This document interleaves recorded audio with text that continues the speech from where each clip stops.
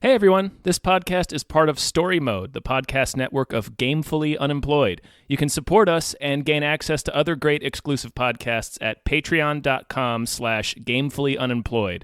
That's patreon.com/GAMEFULLY unemployed, which is spelled like it sounds.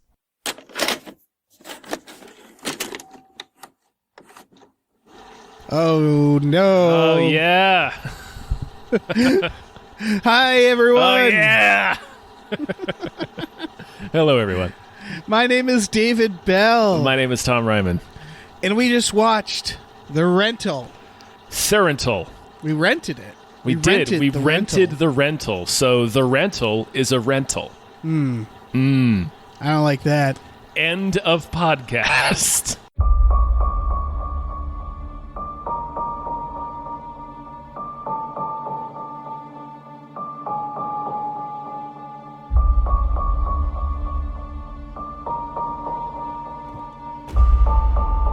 Let me show you out back, and then I'll get out of your hair. The stars are insane out here. I should have brought the telescope. What do you need a telescope in the city for? Unless you're like a peeping Tom or something.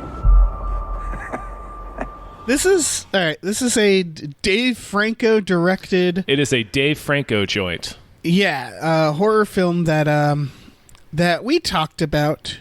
One of the Hypecasts. Yeah, it was on a Hypecast a while ago. It's, I guess, the biggest thing out right now this weekend.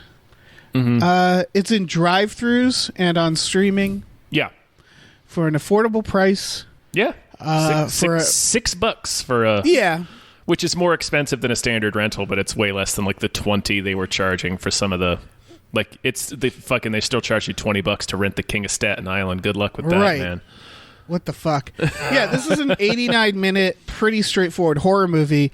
If this cost me $20 to watch, I'd be a little mad. Yeah, I'd be a little bummed. But what did you think of this, Tom? I liked it, actually. Yeah, me too. I thought it was good. It was a little different than what I was expecting, which is nice.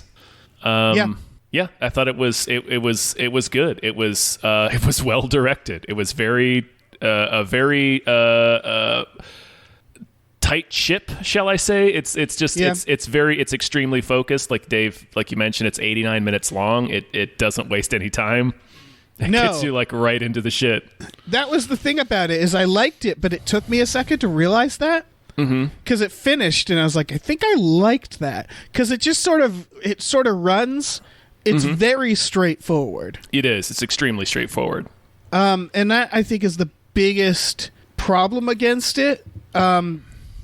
Again, of a movie I liked, I guess I could say that, like, it seems to be a little polarizing, I've seen in the reviews. Okay. Like, people either really like it or really hate it, and I think it's because of it being straightforward. Like, if someone told me they didn't like this movie, I would sort of understand, because it's not complex at all. No. It's just a slasher movie where a guy in a mask kills a bunch of people. Spoilers. Yeah, but and then the movie ends. Yeah, but it goes and it starts to go in a different direction for a minute there. Yes, because they have the conflict with. There's a lot of mystery surround. Like, they discover the cameras early on, and you the audience are shown early on that somebody is watching them. Yeah. And then they discover the cameras, and they believe it's they draw the obvious conclusion that, the guy who rented out this Airbnb, he's putting cameras in the house so he can spy on people and be a weird little pervert. But he comes to the house to fix the hot tub. They confront him about it, and he tries to call the police, and one of the it's two couples there for the weekend. One of the women tries to grab him, and he throws her off of him, and her boyfriend comes in and sees that and just beats the fuck out of him. And while they're outside trying to talk about whether they should call an ambulance or something, because they're going to get in trouble, an unknown person sneaks into the house and suffocates the guy as he's unconscious in the bathtub. So they come back inside and find him dead, and now they're like, oh shit, we've killed a guy, even though they really didn't. So it becomes like, do we call the police, or are we just going to try to, how can we make this go away type of film for a little while, which was interesting. Yes. There's enough misdirects in this movie. Mm-hmm. There's a few. This movie throws and a lot that sometimes matter, sometimes don't. They throw a lot of cliches at you, and they pay off only some of them. Mm-hmm. And they did it on purpose. That the brother is going to beat someone up because they allude to it. Because Dan Stevens is like, oh yeah, he used to get in trouble beating people up. He said he went to jail because he almost beat a guy to death. Right. So, and so you hear that, and know you're like, that's going to happen. Yeah. And they pay that off. But then there's stuff like in the basement they find this locked door with a keypad, and the character even says it when they go in. They finally break in once they realize they're being filmed, and there's nothing down there. There's it's just a junk room. Yeah, and he says, like, I kind of expected, like, a wall of monitors and a desk. And it's like, yeah, so did we. That's and that's sort of the point, is that you think there's going to be something deeper and more sinister attached to the house. And it's not the house, it's just the guy. Yeah, and the spoiler is that, like, no, this guy is mobile. He's doing everything. Right, he's just a guy that rents Airbnbs, and then while he's staying there, installs all the cameras. Yeah. And then just watches then murders you and people. Murders you. Yeah. There was a thing in the basement that's like really the only question I still have about the film, and I guess it's an intentional misdirect that's not paid off, is when they're in that tiny room beneath the house, he finds a stack of Polaroids and is like, oh, God. Yes. And she said, what is it? He says, you don't want to know. And they never show us what the Polaroids are. They never do. I assume it's like someone hunting, like hunting photos or like something, that's ultimately unrelated, because, that was a weird misdirect. Mm-hmm. Because it didn't really... That's a weird one because it doesn't go anywhere. Mm-hmm. And it doesn't have an explanation. Yeah, and it implies something about the person that owns the house rather than the murderer who doesn't own the house. He's just a guy. Yeah, it's a very weird one. It's a weird thing to stick in there. Yeah.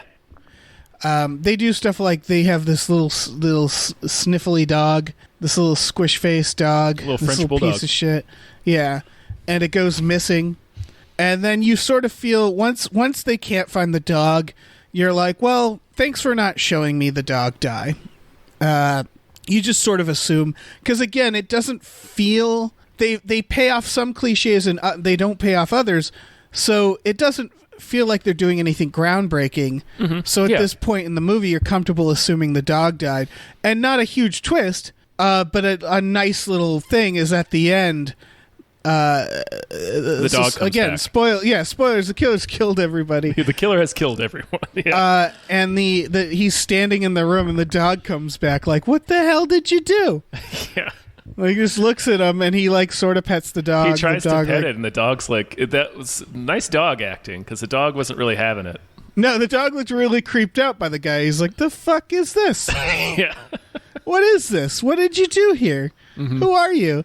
And it sort of gives him this grumpy look and then like waddles away. And it's not like it's a good moment, because it's like, yeah, why would he kill the dog? He's not interested in the dog. Yeah.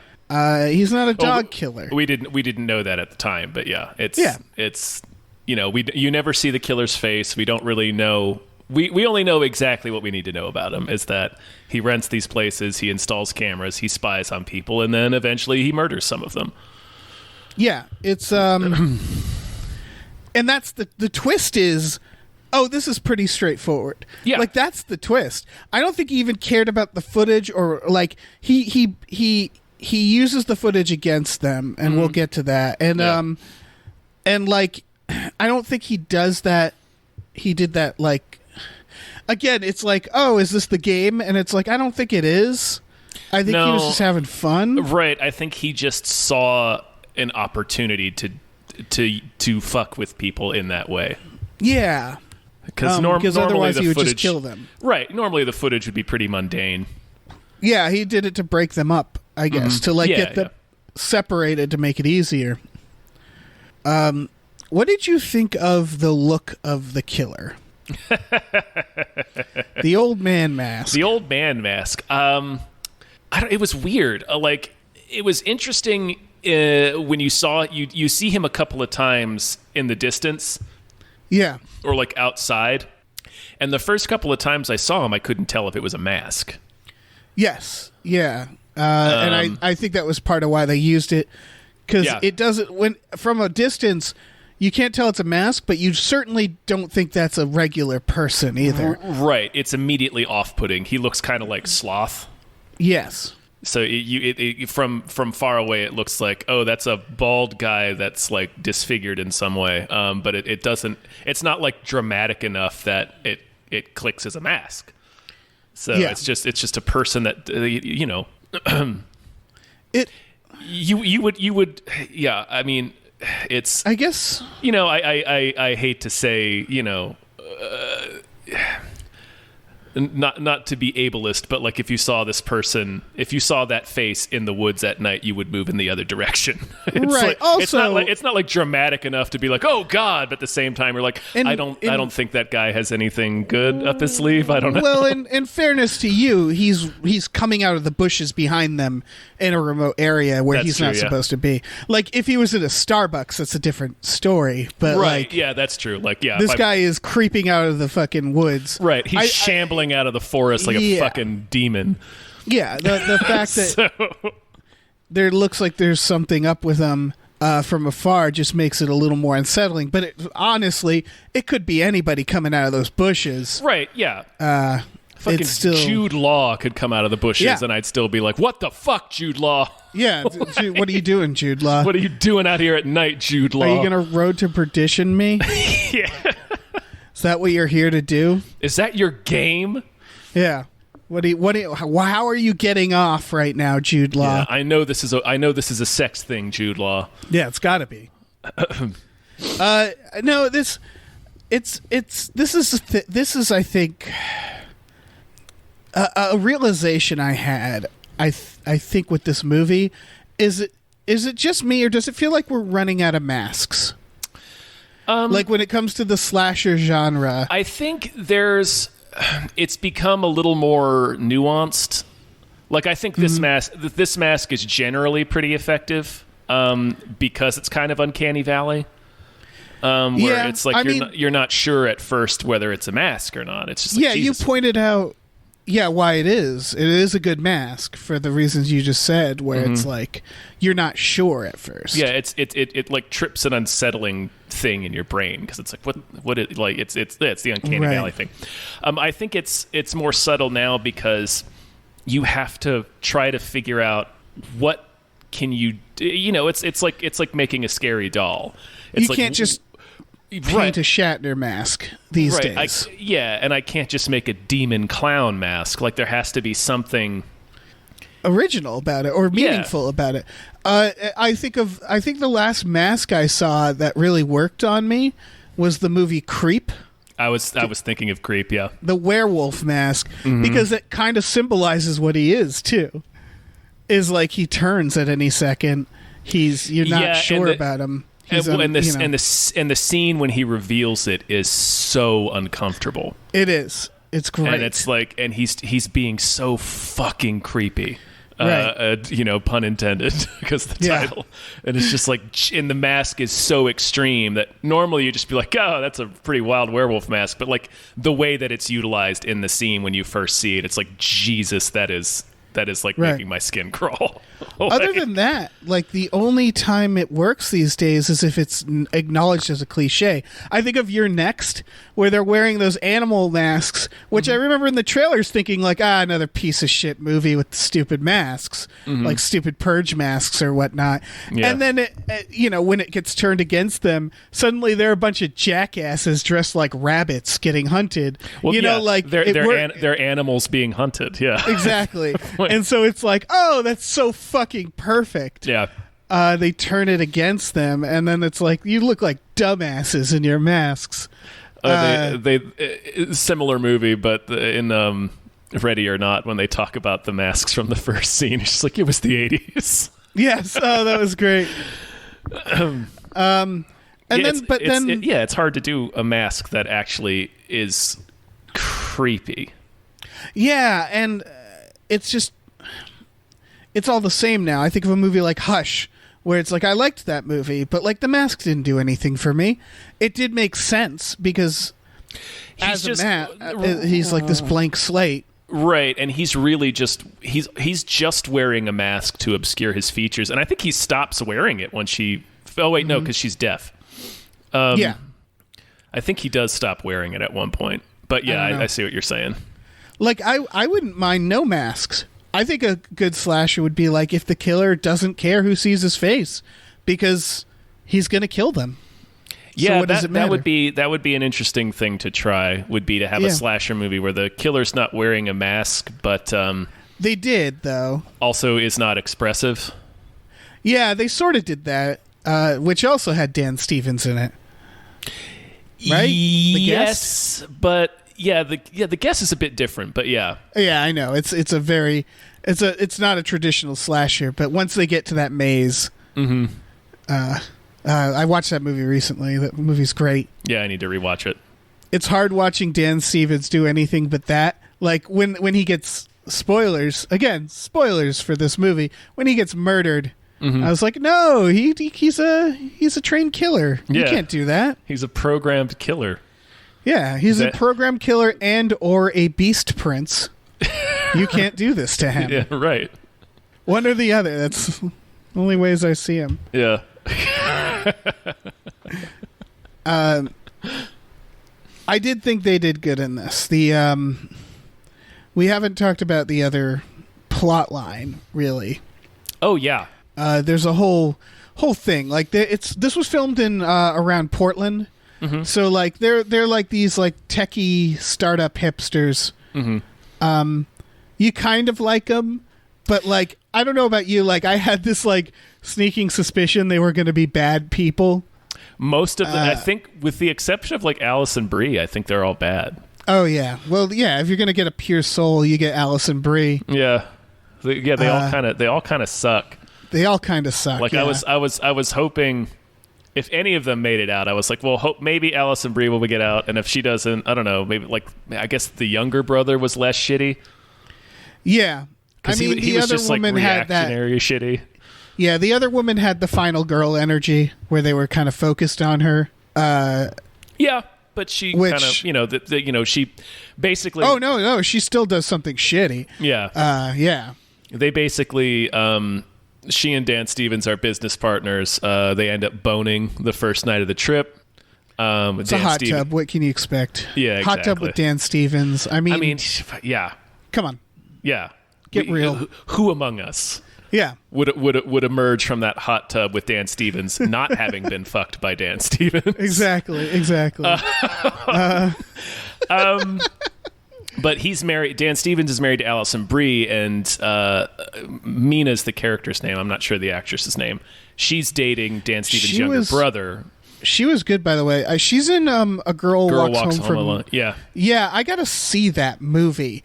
I should watch it today. I don't know what's wrong with me. Why I haven't seen that movie. Anyway. Yeah.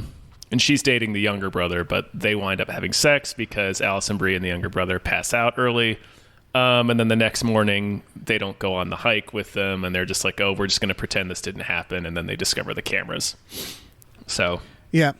I want to talk about them doing ecstasy, because I really appreciated Allison Brie, her next day energy. Yeah. Because they really screw her over. What happens is they're like, we're going to do ecstasy. We brought some... And then they're like, you want to do it tonight? And they have like a hike plan for the next day. Right. She had this whole hike plan. And she's like, well, no, I kind of thought this would be tomorrow because, tomorrow night. Because tonight we got to go hike. And they're like, all right, well, maybe we'll do a little bit tonight. And Allison Brie goes to bed because she's like, no, I'm not. And then they end up doing, it's a big drug mistake, folks. They do too much, but too little. So they do enough to like ruin their night, but not enough to like stay up and have a great night. So they end up like one of them, the brother ends up just going to sleep. Yeah, well, it's also they hint that it's because he's also drinking a whole bunch. Yes. So it's not just the Molly. He's had time to drink. But Yeah, they clearly just wanted to do the drugs. Dan Stevens dancing with a dog, dances with a French bulldog. Yeah, yeah, we all appreciate that. Just rolling his fucking face off, dancing with a French bulldog. Yeah, it's pretty incredible. It's great. And so they kind of have a mediocre drug night, and then the next day, Alison Brie goes on the hike. She's having a fantastic fucking vacation. Mm-hmm. And I kind of wanted to. I wish this was part of the movie, but I get why it wasn't. And so she goes on the hike. She finds out that like Dan Stevens has a history of sort of like cheating on his girlfriends with his next girlfriend. Yes. So that like she gets incepted with that idea, plants it. Mm-hmm. And so there's all this turmoil around them. And then that night she's like, all right, let's do fucking ecstasy like we planned. And everybody else is like, nah. Yeah. And she's like, fuck you guys. I'm doing ecstasy by myself. And God bless her. Yep. She's just dancing by herself with a glass of wine. She's having a great time. Yeah. And I wanted that to be like her to just be in the background. Like I wanted the killer to just avoid her. Right. Kill everybody else, and she has a great night. And she's just having a fucking incredible night, sitting in the hot tub with that bulldog. Yeah. Oh yeah, 100%. Mm-hmm. Unfortunately, she's like the first to die. She is. Yeah. As well, they go outside looking for the dog, and she stays inside because she's high as shit. Yeah. And again, she's having a great time. Oh no! Wait. Yeah, she tries to get the hot tub working. It won't work. She calls the landlord, and he comes over. And there's already some tension there because it's hinted that he is probably racist. Yeah. But he never does anything that's like outwardly that shitty. No, there's interesting. I thought the reveal was going to be because the idea is that he doesn't rent out to the woman whose name again I'm forgetting. The actress's name I'm not sure. Her character's name was Mina, but she had a very it was like Mina Muhammad or something. Yeah, and she has dark skin. Yeah, so it's like she tried to rent it and was denied, and Dan Stevens tries to rent it like an hour later and gets approved. So they're already a little like suspicious of the guy. It's like, well, why did he? Is he racist? Like, why did he turn me down? Because we literally have the same job and like the same rating on this app. So, and I think this is a red herring. It felt like they were gonna do an opposite racist because when he sees her, he says, "What are you doing with these people?" And he doesn't say it like she's bad. He almost says it like they're bad. Right. He says, "How did you get mixed up with this family? How did you get mixed up?" And then later he's like, "Where's that white lady?" Yeah, yeah. So I think they were intentionally doing something where you're like, if you're watching this movie, you're like, wait, is the idea that they wouldn't rent to her because they didn't want to kill her? Right. Is he like a woke slasher? Yeah. Is it woke slasher, which would be a fucking great movie. Yeah. And so like, because at first she takes offense that she's not getting rented to, but then if this is like some sort of hostile situation, that's a compliment then. That they're not renting it to her, and then it turns out to none of that matter. No, it's just another red herring. So they're tense when he comes over, and of course they've already found the cameras at this point, Dan Stevens and Mina, and they're not telling anybody else because obviously, well, they had sex in the shower, so them having sex has probably been videotaped. Right. So he's about to leave after having fixed the hot tub, and she just decides that she can't let it go. So she's like, "All right, come inside. I want to show you something." And she points out the camera, and he doesn't seem to have any idea what it is, right? Because of course he doesn't. He didn't put it there, but we don't know that at the time. They do enough work that you're like, I'm not sure about this guy. Yeah, right. They make you suspicious of him from the get-go. Yeah, the horror. I'm sure you had this, like the horror fan in me was like, that's not the killer. I suspected it wasn't going to be that straightforward. Yeah. Because he mentions he's renting out for his brother who never uses the house. So it's like, is it his brother that's stalking them? Like, right. Is there something elaborate going on? Yeah. Because they do, before you get to this point, like you've seen everybody you've seen, you know? There's that slasher cliche where it's like a group of people and they pass like one other person and it's like, well, Well, that's I the mean, killer. by default, that's the killer. Right, because he's there's the only other nobody person else. we've seen. Yeah, or it's like one of them, and it doesn't make any sense. Right. So, I think I started to suspect, like, I think this might be a rando, because if it's not that guy, it's got to be some, like, big conspiracy or something. You know, like, I thought they were going to do maybe some weird, wild twist. And I started trying to think of, like, who else have we seen in this movie? Mm-hmm.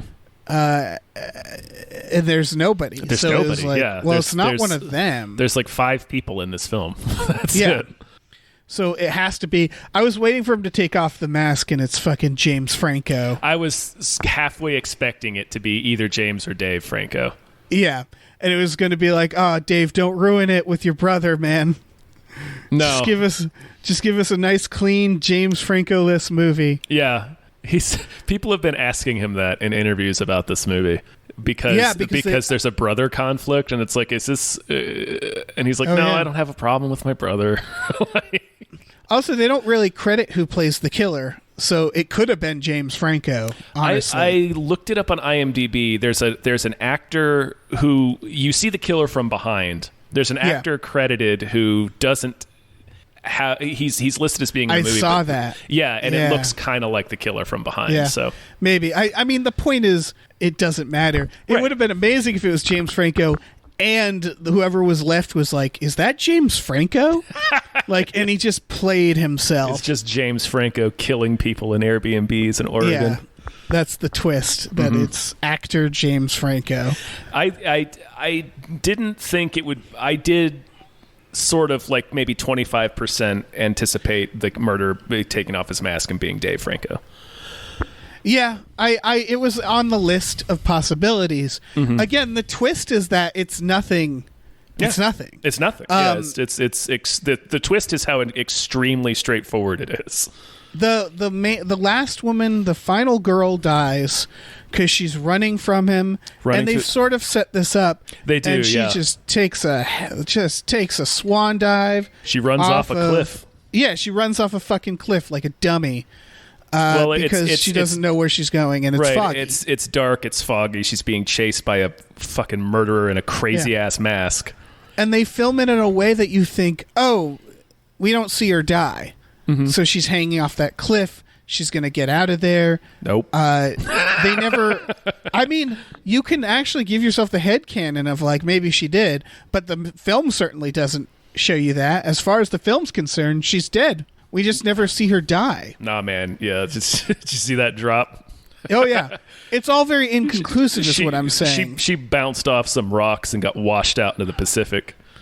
Right, but that scene becomes from like, this is what's interesting as I think, that's when it switches to the killer's perspective. Right there, because we don't really see what happens to her, and it's the killer kind of looking down and being like, "I think she's dead." He doesn't say that, but that's all he. That's that. Yeah, the perspective immediately changes there, and then he cleans up the crime scene. And he switches out the cameras. Yeah, takes out the cameras, puts the murder weapon and the spike strip into the landlord's truck, so it's going to look like he killed everybody. Yeah. And then he fucks off to do it again. In like an apartment? He's going to like an apartment Airbnb? And it's like a condo. Okay, yeah. I don't know. Maybe this is not what I'm supposed to be thinking, but I was like, how are you going to kill people in there? That's going to be really hard. There's going to be people to hear the noise. Right. It'll be more difficult in a condo. I'm not sure what he's thinking about. Yeah, maybe poisoning. I don't know. They do show him like attack people at night while they're sleeping, right. So maybe that's... Yeah, he's going to be more quiet this time. The end credits were kind of cool. They play just footage from inside the house with the credits at the top that in like a time code font, so at first you don't kind of notice it. Right. So yeah, we get to watch him spy on these people, and the very last shot is he lurches out of the closet in the middle of the night, and then it cuts. Yep. Is the twist of this movie, the meta twist, that it's called The Rental because it's just like a really solid movie to rent? I don't know. That's gonna be my theory, is that Dave Franco, because the twist of this movie is that it's just a real solid rental movie. It's an extremely well done slasher movie. Yeah, it's such a straightforward film. Because you watch movies like fucking Escape Room or I don't know what else. Fucking the Hostels. Fantasy Island, which tried to have Fantasy Island. Just the craziest twist in it. And it's just like, guys... Yeah, guys, settle the fuck down. There's an obvious premise here. Just do that. Yeah, but they have to like add layers upon layers, right. Or like it has to be some sort of like meta joke where it's like, oh, we're actually commenting on the genre, and a lot of times those are great. Yeah, I do. There is something to be said about somebody just coming into what is a fairly standard, straightforward genre picture and just making a very good version of that. Yeah. There's a couple of shots. I mean, they spoil one of them in the trailer, unfortunately. But there's a couple of very effective shots in this movie. Oh yeah. Like I really like the one that's in the trailer is Alison Brie is pulled over in the car and you see somebody sprint up to her out of the darkness, and it's just like. Yeah. So abrupt. It's like shocking. They pay it off the exact way they should. Yeah. Oh yeah. I agree with that. They just cut away. They cut away, and that's the perfect way to pay that shot off. Yep. They don't show it. Later, when Dan Stevens walks up to the car and calls her, and he hears the phone ringing, and you can see somebody in the forest waving the phone at him, and at that point, you know it's not her. But he's like, thank God, and he starts walking toward the phone. Like I thought that was a clever shot. That was a clever thing to do. Yep. Also, they specifically show her starting to text Dan Stevens. Mm-hmm. The guy rush up on her, and then you see Dan Stevens get not only that text but a follow-up text. Yeah, and you're like, well, out. That's not her, right? Yeah. Well, she's not texting anymore for sure. Yeah. It's really that was really well done. I like the shot that again was spoiled in the trailer, where the other woman runs out of the house and he's like right in line with her. Yeah, he was waiting right by the door. Yeah, yeah, and it's kind of, this has got the problem like the Descent had, where like they kind of should have just calmed the fuck down in the trailer. They really should have. I get it. They didn't spoil everything, but they gave away two really good moments in the trailer that I wish they had. Yeah. And I get it. They're trying to make us want to see the movies, and those shots will certainly do that. When she's leaving the house, I was thinking like, oh, and he's going to jump out because I saw it. I had forgotten about that one. Okay. I remembered the car one, which it's a double-edged sword, because that shot in the trailer was like the biggest thing that made me want to see this movie, because I was like, yeah. Oh, that's cool. I wonder what else he does in the movie that's cool. I was ready to see this when I saw the names Dan Stevens, Alison Brie, and Dave Franco, and it was like, what? But like, most people won't see it just because Dave Franco directed it, right? I don't think so, and it's not like really plastered all over the movie or anything either. Yeah, like it's clearly not like a vanity project. It's just like he saw this movie, and was like, I want to direct something. Hey, let me direct this. This is nice. It's nice and simple. It took a couple months to make. It's shot in one location for the most part. Yeah, for the most part. It's a solid first film to direct. You know, it's just so it is shockingly straightforward. Mm-hmm. That, like we keep saying, its biggest twist is how straightforward it is, because they set up a couple of different ways that this could be like this really bizarre mystery, and it's just extremely straightforward. It's just that's the thing. It's a murderer. He's just a murderer. They're doing it on purpose. Yeah, of course. Yeah. What's interesting to me is that Dave Franco has talked about how he always had a sequel in mind, and like the ending sort of hints that there'd be more. Yeah. They're trying to make him seem like he's like an iconic killer at the end. Like, we can have more of these. This will be the classic old face killer that everybody knows. But like, I don't know if I'm willing to be proven wrong, but I don't know if this works a second time. No, because like we keep saying, the biggest strength this movie has is that it surprises you with the fact that it's a basic slasher movie. Yeah, you know what it reminds me of? This is, I guess, a hell of a compliment. It reminds me of Psycho. Yeah. It's about Psycho. What made that so effective is that they wove this intricate plot. And they had this woman have this, this whole thing about her stealing the money for like the first half. Yeah, it's a completely different movie. Yeah, and the point of the murder, what it is that murder is shocking, but sometimes movies forget that. And there's the most shocking way to show a murder is to show that someone's living an entire life. Yeah. And right up to the point that they're senselessly murdered. And that's what Psycho does. Yeah, she has this whole other plot. She's our main character. Yeah. And then all of a sudden she's just dead.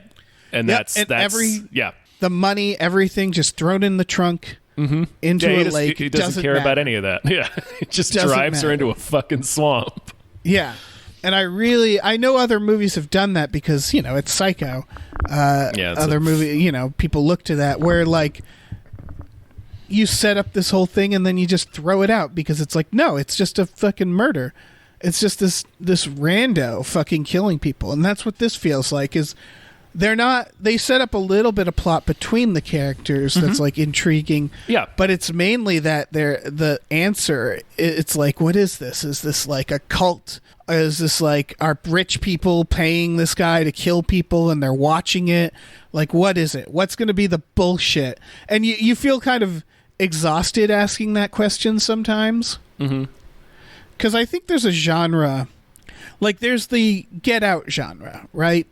Yeah. The It Follows genre, where it's like, oh, what are they trying to say? And I love that genre, but there's an entirely other genre, which is the what is the plot? What is the weird elaborate thing? And some of those I like Ready or Not, Yeah. But where it's like the Purge genre, where it's like, what's going to be the thing? What is it? Rich people? What is it? Is it a cult? Is it a monster? Are they going to do something like ironic? What bullshit is this movie going to pull on me? Yeah. Happy Death Day is another where it's like it's not enough. We have to have a gimmick. We have to have a gimmick. There has to be a gimmick at all times. And yeah, this is a very refreshing film because the gimmick is no, there's no gimmick. Yeah. And this is even another, like you brought up Psycho. There's which has a gimmick. Yeah, by the way. Yeah, it does. But it also just is a bit of a meta picture in that it plays with like the tacit agreement that we have when we go in to watch a movie. Yeah, and this movie does the same thing. And I enjoy when movies play with your like they use your they know what your expectations are and they kind of use it against you. It doesn't because it does, but it reminds me of there's a joke from The Amazing Jonathan whose bit is that he's a magician, where he has someone on stage and he's messing with them and he gives them a jar of peanuts to open and they hold it away from their face every time and they open it and it's just peanuts spill out and he's like, what are you doing? It's peanuts, man. What the fuck's wrong with you? And like starts eating them because every time they look like a weirdo opening it. Yeah. And he's like, why are you opening it? It's fucking peanuts. And that's what this movie is, sort of. Yeah. Mm-hmm. It's just peanuts, and you're preparing for all these things because the cliche now is that it would never just be peanuts. Yeah, it would be something fucking something else. And it turns into them having to like stage an accident and get rid of a body and shit, which is an unusual plot to suddenly throw us into. That feels very Psycho because it's like they're in the middle of covering up another murder, right? When the murderer is just like, "Oh, I'll solve your problem for you right now. Don't worry, I'll take care of this for you guys." Yeah, you won't have to worry about anything. Yeah, because that's what it is that it's this moment. There's the beautiful moment where it's like where none of it matters anymore. Where it's just like, oh, okay, we just need to get to the cops. It doesn't matter. It doesn't matter that this person cheated on this person.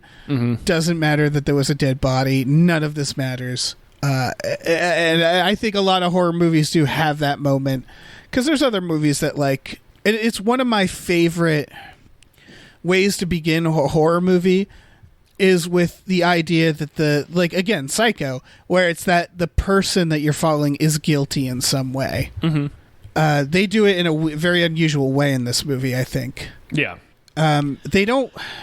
That's what's interesting is they don't care if we like these characters because they never try to really make us like them. Mm-hmm. I don't know what that says. I don't know. I guess they're just like, well, we're going to kill them all, so the fuck do you care? Like, I wasn't really rooting for anybody. Yeah. Not really. No, I guess not beyond, it's a... I mean, I definitely didn't care when Dan Stevens got killed.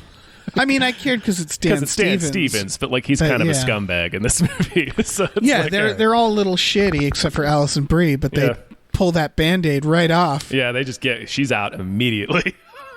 And again, it's subverting expectations. I think what it is that I think this is a movie that only Dave Franco could make.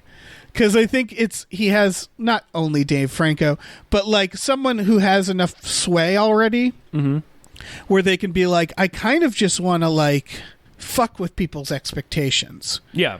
And I want to do the things you don't think, to the point that it kind of hurts like your typical enjoyment of a movie. Again, I really liked this movie, so did I. Yeah. I can't.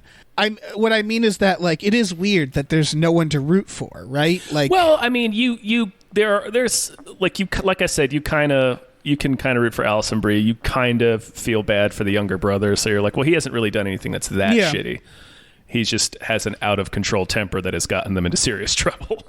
Yeah, I thought he was going to live. Well, yeah, because they set it up like, oh, he's going to like fight the killer. Nope. Yeah. Hammer to the fucking skull, baby. It does a good job at like sort of showing the hopelessness where you're like, oh, maybe nope. Okay, maybe she'll nope. Okay, she just ran off a cliff. All right. She just ran off a cliff like an asshole. Yeah. And then the dog comes back and you're like, oh, thank Christ. Yeah, at least the dog. The dog's like, the fuck happened here? What the fuck? It really looks like that. Like the dog really waddles in and it's like, right, it's some fuck solid, did I miss? Some solid dog acting. Yeah. I was out fucking some raccoon all night. All night, man. Yeah. I accidentally snorted a little bit of that weird drug they had. Yeah, the dog. I had a whole fucking night of it. That's what happened, is the dog got some of the ecstasy and it just wandered out into the woods for 12 hours. Yeah, I would have appreciated, pretty much, the dog had its own fucking movie. Yeah. I think it would have been more fun, because this would have been just if the whole movie was just a statement about dogs and the unconditional love. I wanted that dog to just be lovey on him, and him to just take it with him. Oh, yeah, he just takes the dog. And it's just his dog. Yeah. Because I feel like that's how most dogs would react. It would just be like, hi, I love you. I love you, stranger. No one else is around. Maybe. Sometimes, dogs can pick up weird energy.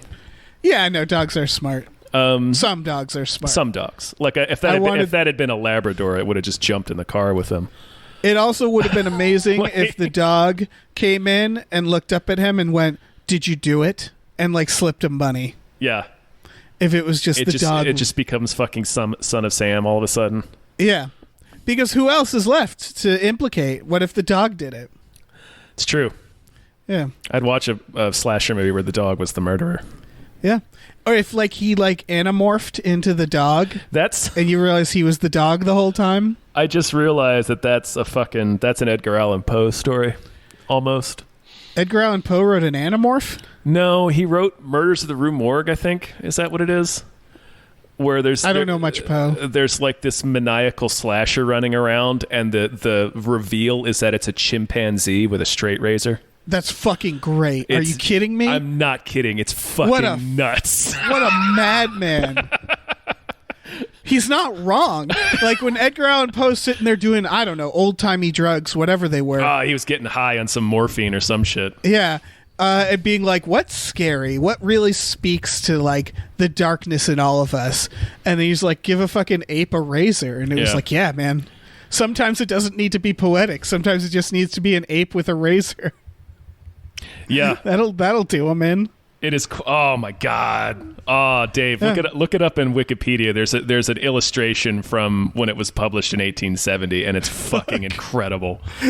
So they weren't smarter back then, is what I'm hearing. Well, I mean, and also I think Poe was like a rampaging drunk. I think. Yeah. So like, this is the kind of shit you write when you're fucked up. What do I ape with Razor? Murders in the Rue Morgue. Murders. Of course it's called something like that. Yeah. Because that sounds fucking cool and like, oh, oh God, he's such a good writer. No, it's a fucking, I'm looking at it. It's just a fucking monkey with a razor. Yep. This is perfect. This is exactly, this couldn't have been a more perfect thing to point out.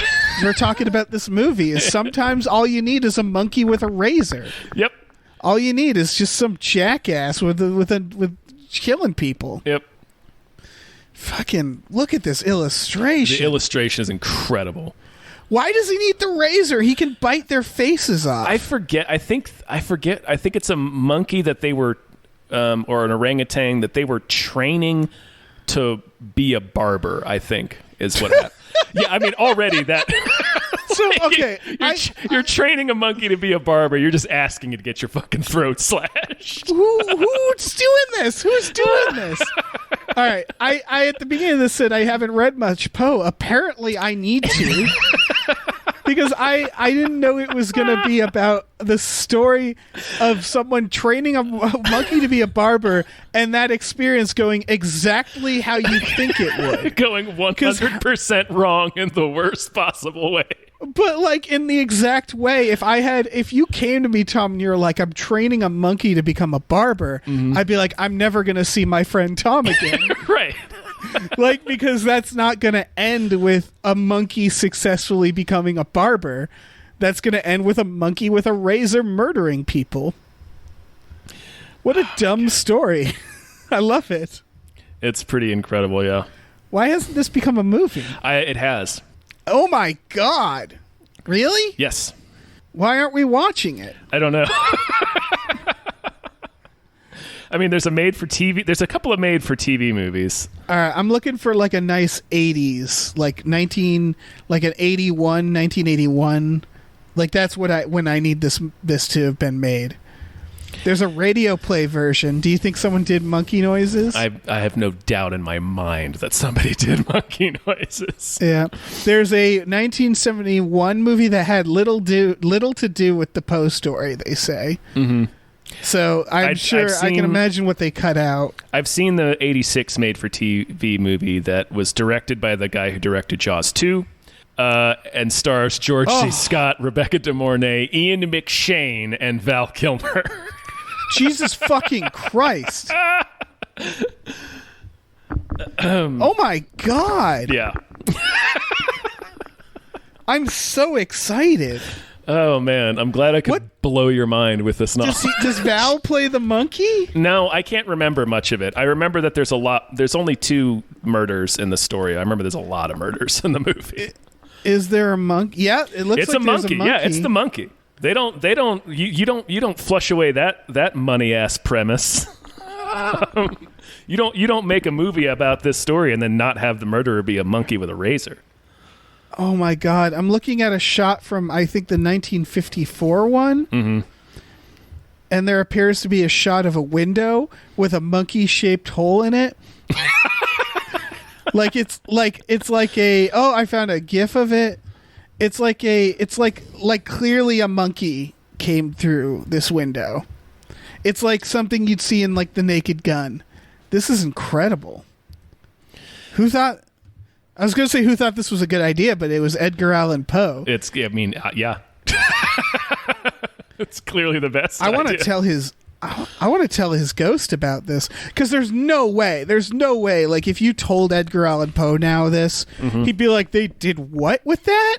God, I was so high, guys. Dude, like I fucking whipped that up in an evening to pay my rent. I was hammered when I wrote that story. He was just Stephen King, is what I'm hearing. Yeah. Edgar Allan Poe was just Stephen King. He's 19th century Stephen King. Yeah. Yeah, he was like, I don't know. This is his most Evil monkey? This is his most batshit story, to my knowledge. But, okay. What if it's a haunted sofa that eats people? All right, Poe, you did it again. You've done it again. Yeah. EA or whatever his friends called him. While we're talking about Poe, the rental kind of reminds me of Pit and the Pendulum, because isn't Pit and the Pendulum, he just fucking he doesn't go into the pit, he dies. I don't remember. I'm pretty sure the idea is they die before they, like, it's another one where it's like a mystery box that never gets solved. Because it's like, no, he just dies. And the rental is kind of like that. Again, it's like, what is all this? Doesn't matter. They just die. God, if he took off that mask and if it was a monkey, best movie ever. They could have done so much. Could have been a monkey. Could have been a monkey. Final thoughts? It's a pretty solid movie. I'd watch it. Yeah, it's a good rental. It's a solid rental. It's I don't know. It's really, I'm very excited for the directing career of Dave Franco. Sure. I say that with a little stink on it just because it's not, I don't know. People is fucking Olivia Wilde is a good director. Actors are actors until they're directors, you know? So yeah, it's good for him. Yeah. Shit. Yeah. It's a little, I get that it's like, it must be irritating to be an up and coming director and wanting to make a horror movie, and then Dave Franco just uses all his Dave Franco pull to make this. But you know, it's good. It's well done. Yeah. I'm not mad at it. I'm not mad at it. I'm not mad at you, Dave Franco. No. I was never mad at Dave Franco. No. God, what if it was Tommy Wiseau under that mask? That would have been something. That would have been incredible. Yeah. So many options. That would have been more shocking than James Franco. 100%. Jesus. Hey, everybody. Thanks for listening. Yeah. Thank you for tuning in. Yeah. If you want to check us out. Yeah, sorry. You Toonsters. You bunch of Toonsters. If you want to check out our shit, it's at patreon.com/gamefullyunemployed. We have exclusive podcasts there, like Tom and Jeff Watch Batman and Fox Mulder is a Maniac. So, yeah, if you haven't already, check it out. Yeah, we also have a store, tpublic.com/stores/gamefullyunemployed. You can get t-shirts, stickers, mugs, posters, masks, onesies, all pretty much whatever they have in the TeePublic store. You can get our bullshit on it. So check it out if you want to, or don't. I don't care. Maybe try to teach a monkey to shave. See how that works out. Teach a monkey to shave. We should all be doing this. Make it it's your quarantine project. Kidnap a monkey. Right. If you shave a monkey and he's shaved for an afternoon, but teach a monkey to shave and he slashes dozens of throats in France.